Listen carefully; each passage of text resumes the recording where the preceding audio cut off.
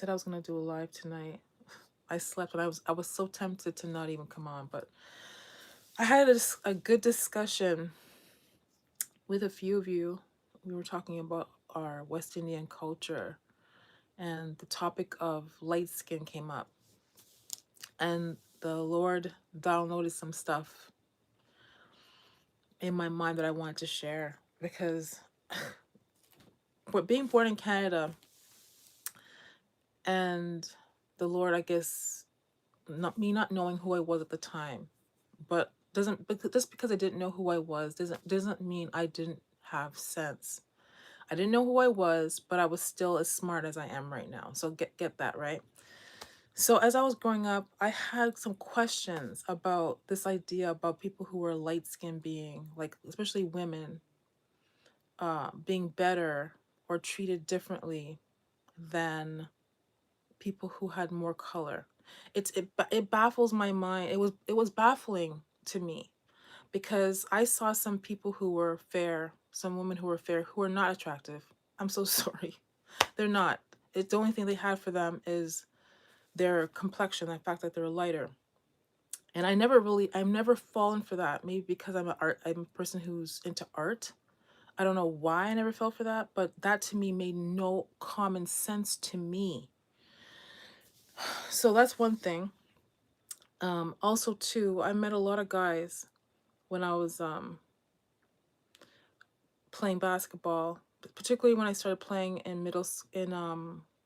post secondary, who again, some of them, not all, some of them had a preference for women who were fair.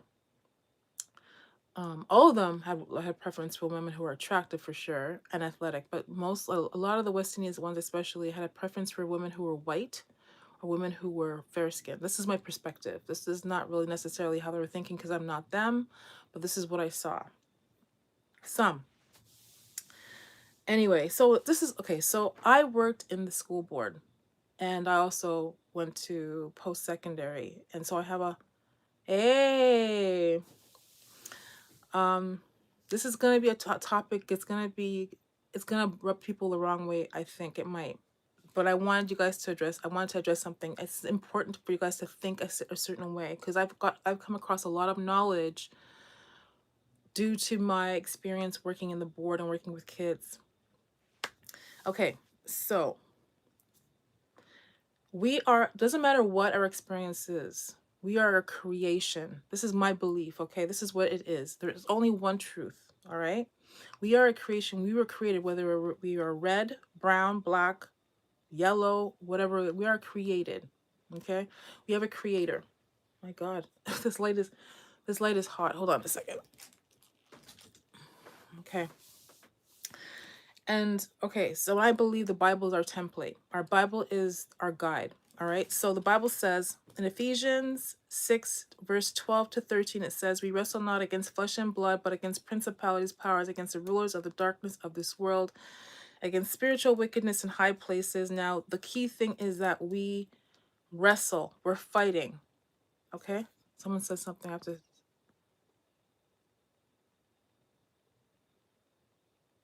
Hey, it's hot in here. Is it bothering you that my face is greasy? I'm gonna leave it. Let it bother you, because I just washed my face and did my hair, so this is just a light. I'm leaving it. Let this don't watch me. Listen to what I'm saying. All right. Okay. Okay. So in my template in my example, I could use Canada, but I'm gonna use United States. Okay.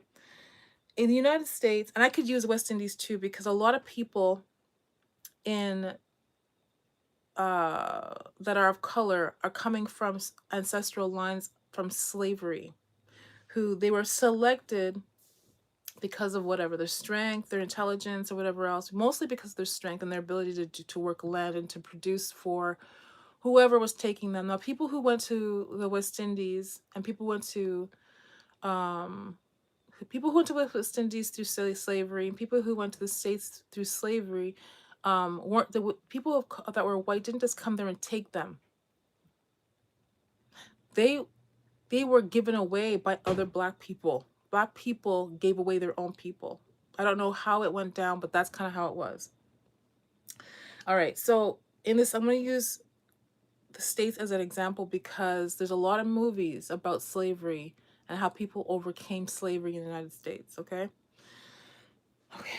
So, in the United States, there was slavery. There's a lot of people of color. Imagine being in your home, okay? You're just chilling at home in Africa, and then for however it went down, people of Africa betrayed their own people, maybe a different tribe, and people that were white came over and took slaves. They must have traded slaves for something. I don't know what kind of knowledge or what it was. Anyway, they brought them to the US, and people were bartered for, like they were sold to work the land based on, I guess, what they look like, how strong they were, God knows what. Now, think of all the movies. If you've watched movies about slavery, what it entailed. So basically, people worked the land all day. They were people's property. Okay, they worked the land of people who had money in those times, and the people were lynched. People were abused. Women were taken advantage of sexually. Children were produced under those circumstances.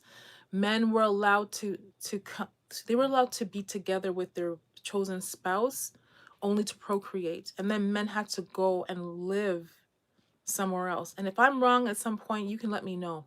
Okay. Anyway, so this is what my understanding is through my experience of teaching Black history at schools. All right. So people were abused, and this went on for many years, right? But think about the theory again. We wrestle not against flesh and blood, but against principalities, powers, and the rulers of the darkness of this world. Think about right now when people are abused. People are abused or go through abuse as a child.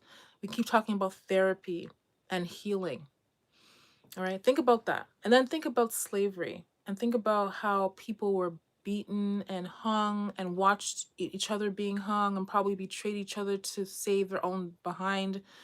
Think about women who procreated with their slave masters or had relationships with their slave master, whether through abuse or through genuine care, and end up living in the home with the wife and having children of their own or taking care. Just messy situations, right? Imagine the healing that should have went on with people who experienced slavery, right? Okay, so at some point, I should have looked the year, but at some point Abraham Lincoln said that, you know, the lynching of Black people it was cruel, and he abolished slavery, right? He abolished slavery and said, you're free to go and live, right? He didn't give them a manual.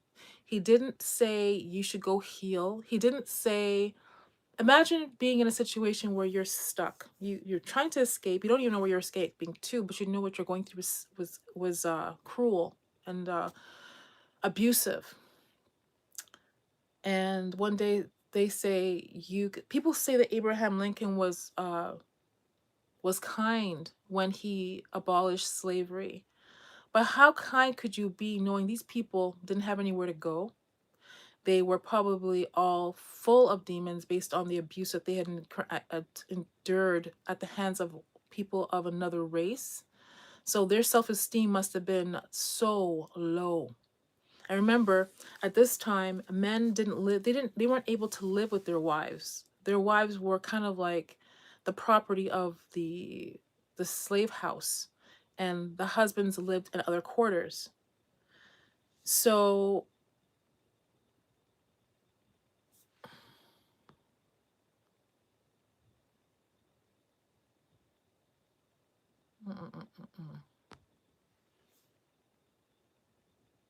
all right. So this is my theory, okay? My theory is this. My theory is that the people who have come from slavery, people in the West Indies, people in the US, even some people in Canada, first generation, second generation Canadians from West Indian line are all, a lot of them, if not all of us, need to be healed. Why? Because when you encounter certain things, you not only do you need to heal, but there's a curse associated with certain practices that we continued when we were set free, when we weren't in a position. Remember, I can't remember when independence, like each country experienced independence. I think Jamaica's independence, I can't remember what day that was. But imagine at some point after the abuse, everyone was allowed to do what they wanted to do. Now, how do you know what's healthy if you've never experienced a healthy situation, especially those who were born into slavery in those times? What I'm noticing through the movies I've watched and the things that I've researched when I was at the board is that the people who were born under duress through the slave master and the relationships with the wives or the women, the black women that were there, were house slaves. They were house slaves, and they had privilege because they were kin to the slave master, and the the husband of the wife in the house, right? The husband of the wife at the house had relations with the with the slave, not out of like hate, but because he had an attraction to her. These were full-fledged black women that they had relations with. So let's fast forward to now, okay? Let's fast forward to now where I don't know at what point people felt that they healed from this, but I don't think they have, because we see a lot of men that go out there, people of color, I'm speaking of people of color, who got out there and had children with women that they don't even like. They go out there, they see them as an object. There's no real respect for them. They have children with them and then they leave them, right? It's a pattern that's based on from slavery. It's like a spirit or a demon that it still has been passed down from a curse that needs to be broken. Be honest with you. It's a curse that needs to be broken. I'm not saying everyone operates that way, but I'm saying it's a very common thing that there's blended families, that there's people who, and I think that's partly why people I've encountered when I was working at the board, especially when I became a professional, would sometimes make statements about me based on me just being of color, make assumptions based on me being of color. Now, my history and what I've gone through and decisions I've made really kind of like say that, yes, there's some grounds to feeling that way about me based on the choices I've made, me having children, not being married, et cetera, et cetera. It's true. But those aren't choices that I made based on being not being intelligent. These were decisions I made based on not knowing any better. Lots of people of color get married and have children with the one man they love, et cetera, et cetera. It's true, but I know for my family, there's definitely a curse that needs to be broken associated with whatever. My grandfather was very fair. His mother or father must have been white, because my grandfather was very fair. There's a lot of people that I know that have grandparents who are very fair, Jamaican. Let me see that it's the spirit of hate that continues to persist through the generations. But it has to be broken. This spirit, this thing, people have to think. They have to think about this. We have to think about this, okay? And start with us, because it can be broken with any of us. This idea of being better because you're fair skinned, it drives it. It absolutely. My mind is. I can't. When I think about it, I look at these people sometimes, particularly. It's a guy thing too. Some guys too. I'm looking at some guys and they think they're all that because their complexion. I'm looking. I'm like, think, if you're green, would you be attractive? I don't think so. That a lot of things have changed. A lot of people are embracing. Well, I don't know. I love it. Like especially my girls at their generation is embracing being black is cool. Being West Indian is hot. It's the thing. It's the it. It doesn't mean though that there's still not abuse. That's how healing that has to happen. For sure there needs to be. There's lots of jokes in the West Indies about how parents will beat their kids, for the things that they do wrong. And it keeps them in check. Yeah. It does. And the Bible talks about spare the rod, spoil the child. But there's something going on. A lot of us went off to get post-secondary education, become professionals and do our thing. But there's still the healing that needs to happen holistically. There's still healing that needs to happen. I'm not going to call it mental illness because I don't believe that it's an illness. It's not an illness. And there is something to be said about not just people of color, because we're not the only ones who experience slavery, but also people who are not of color, who have this thinking in their minds. There's a hate. I'm sorry, I'm going to say this, people's going to rub people the wrong way. There's a hate coming from people that are not of color towards women who have color. Is that the same spirit that's associated with the wife that was in the house while the house husband, the slave master, went and he procreated with the wife. I mean, with the the female slave, right? Imagine the hate and the resentment that someone would have towards a black woman because she knows that the child that's in their house is of another woman. That happened a lot. There's a lot of light-skinned women out there and men out there produce from as a product of that kind of situation. No, no, I didn't say Elvis. But that's a whole other thing. Elvis could be talked about too because a lot of his songs and such were influenced by people of color. Acceptance is essential. First step to healing because it means stopping the fight against reality, just allowing you to stop wasting energy on denial and focus on moving forward. Yeah, well, uh, I don't think people have a chance. I think people are so busy trying to achieve stuff that they don't see that there's something that needs to be faced, that we need to face it. And then if you face it, because look at the celebrities and the decisions that they make. You know, we have some really healthy looking relationships in the media between black couples. You know, Barack Obama and Michelle Obama, if they really are the couple we think they are, but there's a lot of theories about that. But ideally looking at them, that would be the example of a really truly healthy black couple. And then there's I don't know if it's healthy, but Jay-Z and Beyonce and Kelly Rowland and her husband. There's a few couples. Was like Russell Wilson and Ciara, and a couple other couples who are coming to be.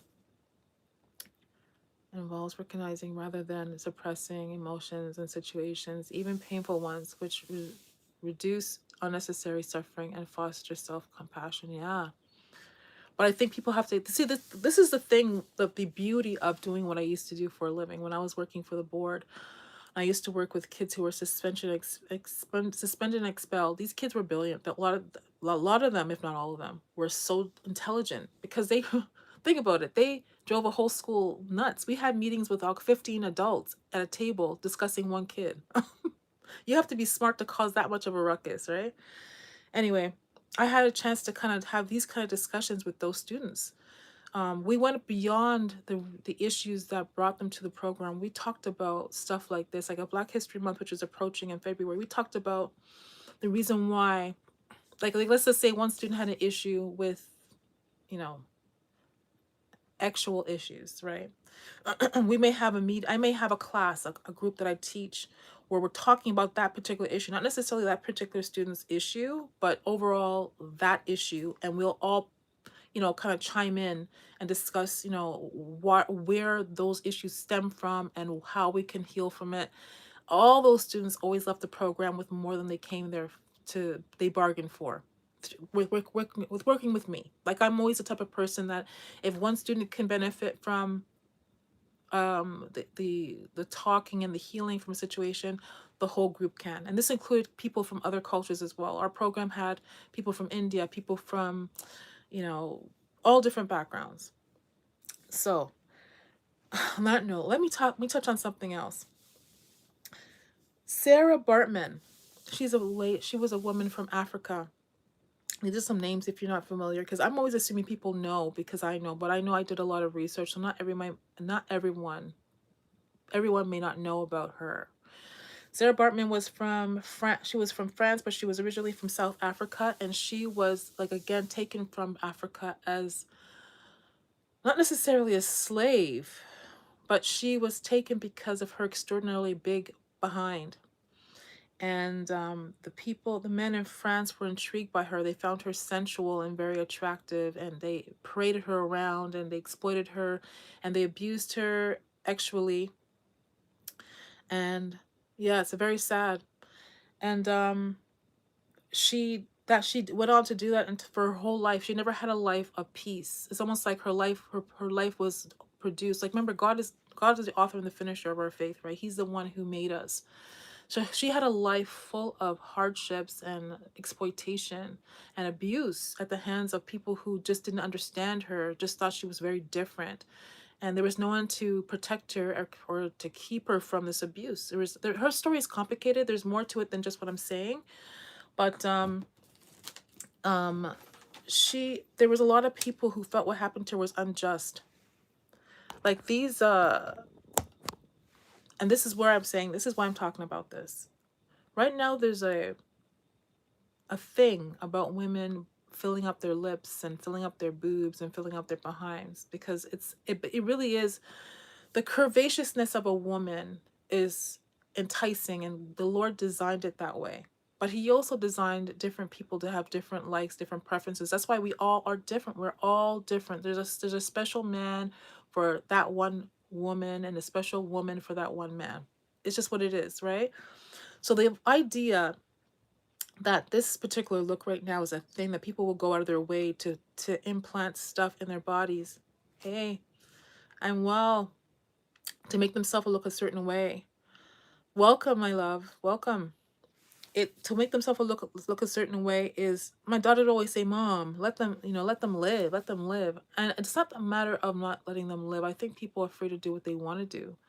But I think you have to ask yourself, why is it that people feel that they need to do this? That what they bring to the table is not enough. Thanks. When I was growing up, I was led to not love. I was encouraged, because I did love myself. I was encouraged to not love myself. It was a battle for me because I had a lot of family who were a product of some kind of mixture, like Indian and Jamaican and um Jamaican and black and white. You could see the mixture in my family. My family's got a lot of mixture. You can see Chinese eyes. There's even Chinese Jamaican in my family. So and in my mind as a child, I always thought the differences in us were so beautiful. I thought it was so beautiful that like some of the women in my life were like had Chinese kind of like straighter hair. Some of the people in my family were darker, some were lighter, but they were all beautiful to me. I always saw I had beautiful aunts and beautiful cousins and such. I thought that way. But I guess I was something about me was very different, obviously, because of where I'm at right now. But I'm thinking about like when I was a child, I used to think to myself, why do I have this? Like, why do I look like this? Well, I don't like. I didn't want to be a Sarah Bartman. Not that I was like her, but like I didn't want. I came into myself when I was in grade 6, very young, and there was no one to tell me like this is what it is. As a matter of fact, when I was in grade 6, I had my body that I have now. I had it in grade 6. My height and my full body. Like I was tall, and not as tall as I am now. I was not as tall yet, but my body was fully developed to the point where my parents. I remember the conversation. I was in the kitchen, and my parents said to each other that you need to take her to get a bra, because I guess you could see everything through my clothes, even with my undershirt on and stuff. Like they waited till it was that far gone to say that she needs to get, you know, start thinking about a woman being a woman. And it just stuck with me because I remember the process was so lonely. My mom took me to the store, but she didn't even guide me through it. She just kind of let me go through the stuff and try and figure it out by myself. It was just so, to this day, it left it, and it's not even her fault. She didn't know what else to do.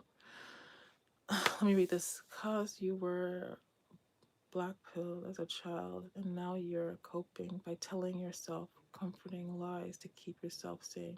What do you mean? I'm very sane, darling. I don't know what you're talking about. I'm very enlightened. Very enlightened. And I'm trying to enlighten other people. I'm really sweaty. Hold on.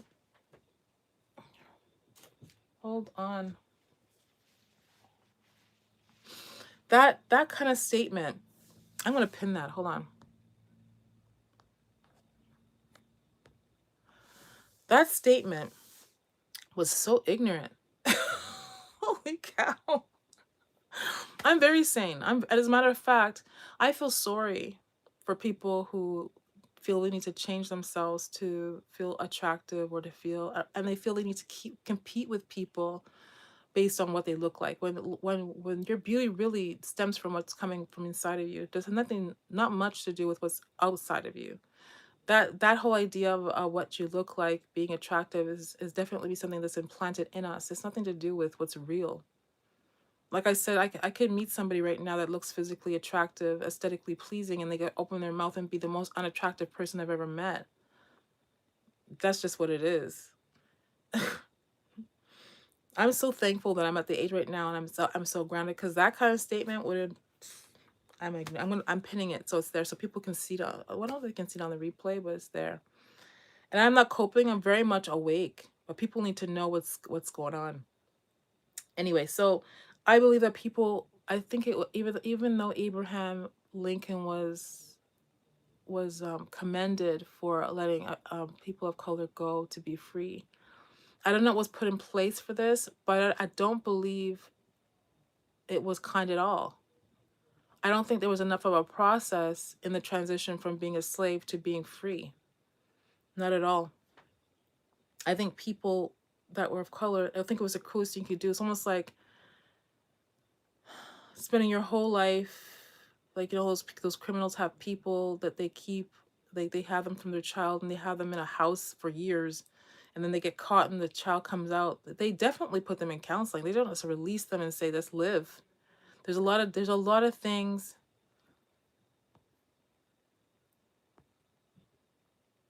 There's a lot of things that need to be addressed when you go through abuse. And we're talking about major abuse. Like, people were hung and left to pass away, hanging from a rope.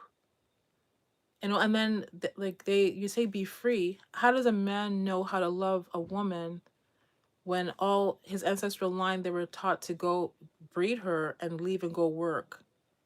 Like, there's, what I'm saying, there was no teaching about having longevity in a relationship, staying with that one person, finding that person that you love and staying with them and growing with them. And I do mean finding that person that you love, because I think love is important in a relationship. That's what keeps it going.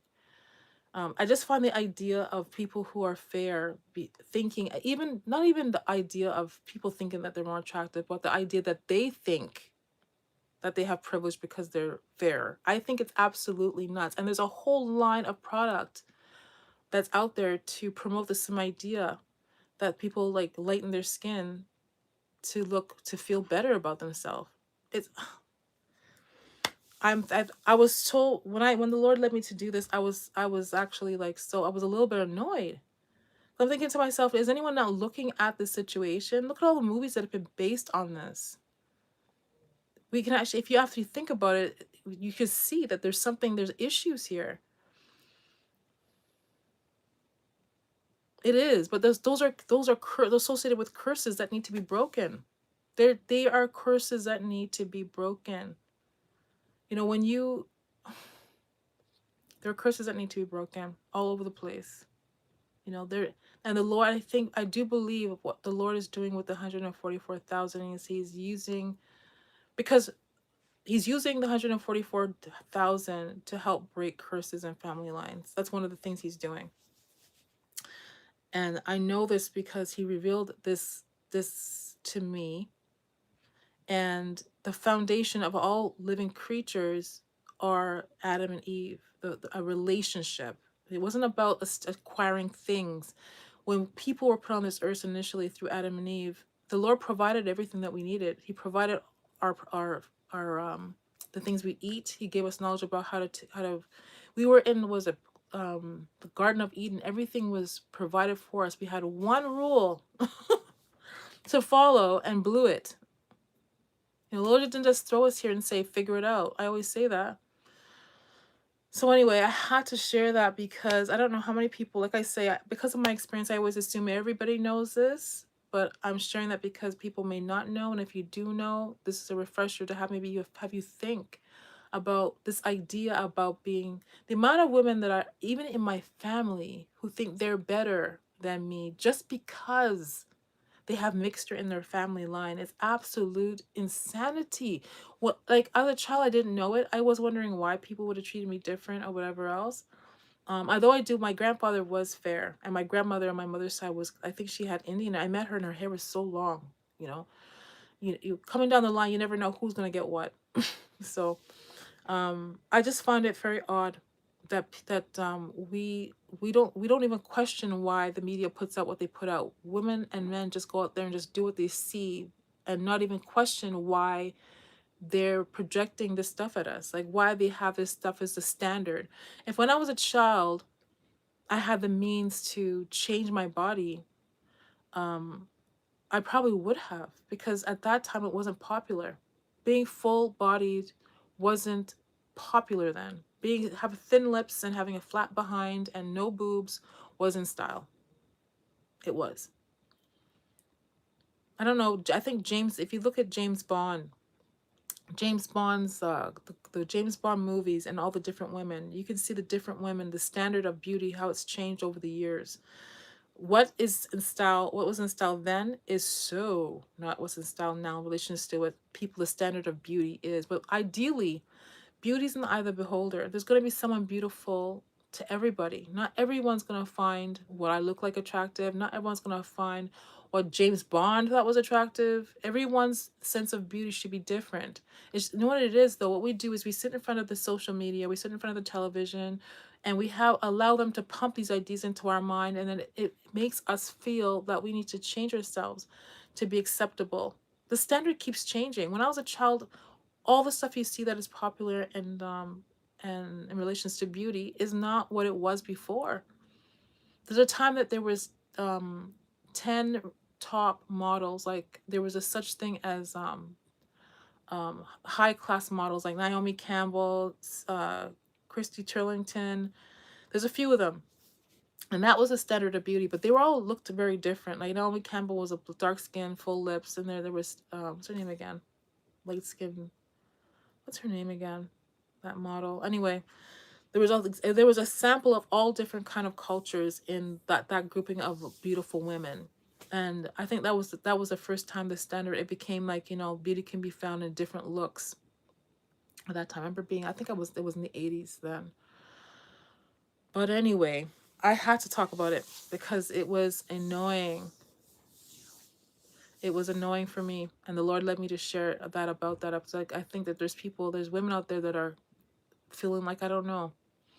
There's a lot of women who are making big money off of being a Sarah Bartman right now. Like, I mean, supposedly there's a woman who makes a few $1 million a month.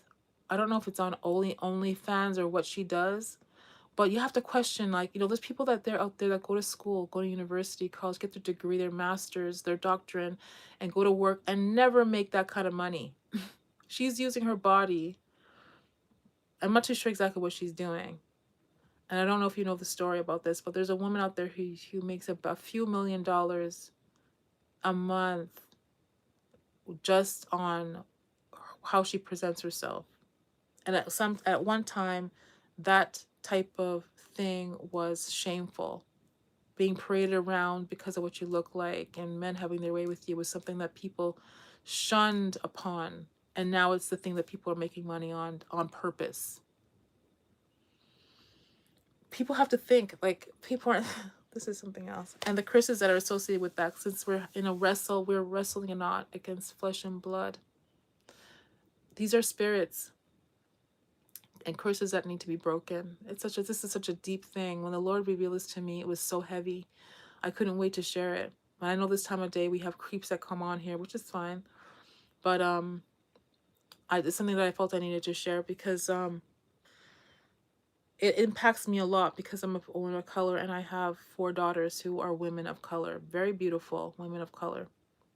One of my daughters is very fair.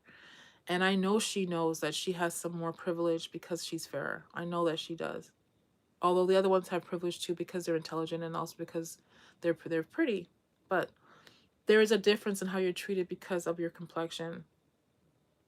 There really is. Because people, there's so much, there's a lot of unhealed people out there that still walk around with this notion that's been passed down through their parents and then their parents, that being fair makes you better. And there's some wicked, unkind women and men who are not of color.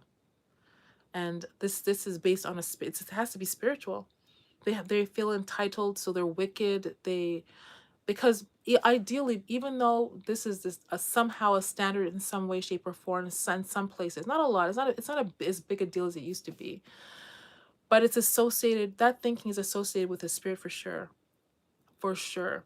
And when you have this thinking of entitlement that has been passed down, it's a spirit. And people if it's a spirit, and I don't mean a positive spirit, these are demonic entities, people will act a certain way because of that belief. And you see it. There's people who are cruel, people who are there's a lot of women who have a harlot spirit of Jezebel, and it is not good. When the spirit of Jezebel doesn't come alone, it comes with other things. It comes with the spirit of hate, it comes with the spirit of lust, it comes with the spirit of perversion, it comes with the spirit of manipulation, you name it. Jezebel was a very heavy principality. Anyway, that's what I was felt to share tonight. And I appreciate you with the positive comments. I don't even know. I almost feel like, anyway.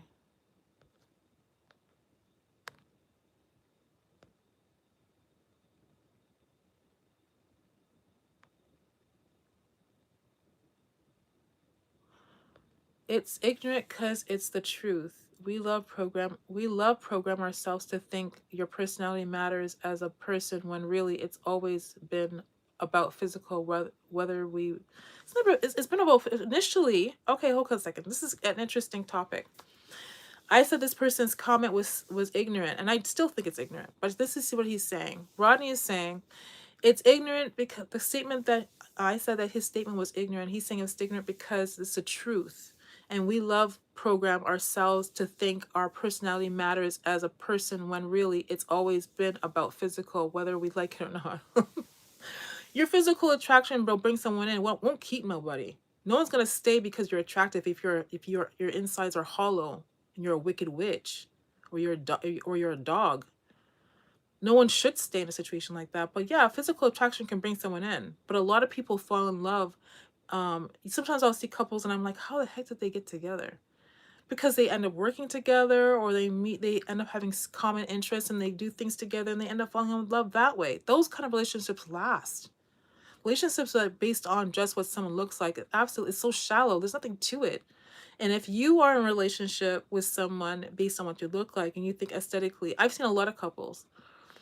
If you think aesthetics keeps a relationship going, I don't know where you live, where that is. I don't see that happening anywhere. And I used to counsel people, so I know. Lots of men have the relationships at home with women who are trophy women, and they have relationships in depth relationships that have meaning and are based on more than just looks with other women. They cheat. So anyway, I had to bring that to the table. We're pretty deep for Tuesday night. But anyway, I appreciate your comments, whatever they are. And I'm going to let you go. All right, guys.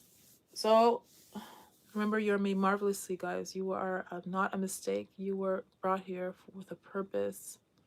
And hopefully we'll all have a chance to fulfill our purpose, our God-ordained purpose, because the Lord said he wishes for none to perish, but for all to have everlasting life, guys. Have a good night.